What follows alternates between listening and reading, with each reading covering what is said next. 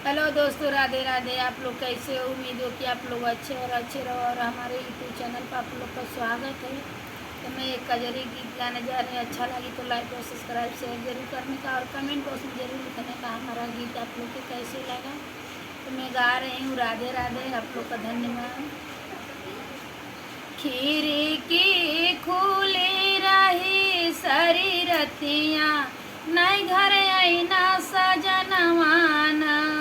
खिड़की खुली रही सारी रतियाँ, नहीं घर आईना सजनवाना।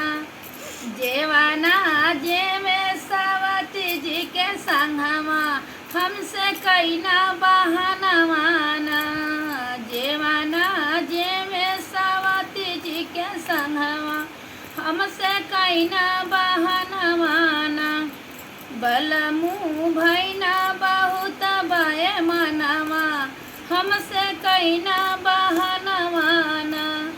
खिड़की खुली रही सारी रतियाँ, नहीं घर आईना सजनवाना।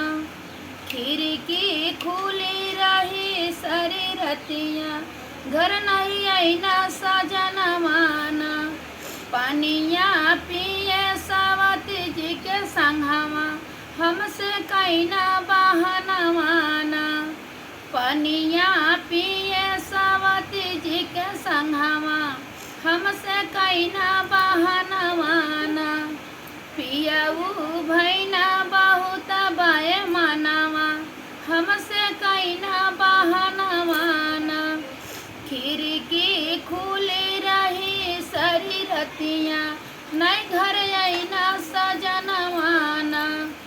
खिड़की खुली रही सारी रतियाँ, नहीं घर आईना सजनवाना। बीरवा कूचे सावती जी के संगमा, हमसे कैना बहनवाना। बीरवा कूचे सावती जी के संगमा, हमसे कैना बहनवाना। बलमू भैना बहुत बये मनवा, हमसे कैना बहनवाना। खिड़की खुली रही सारी रतियाँ, नहीं घर आईना सजनवाना। खिड़की खुली रही सारी रतियाँ, नहीं घर आईना सजनवाना। सेजिया सोवे सावती जी के संगमा, हमसे कैना बहनवाना। सेजिया सोवे सावती जी के संगमा, हमसे कैना बहनवाना। बलमू भैना बाए बहुत बये मनवा, हमसे कैना बहनवाना।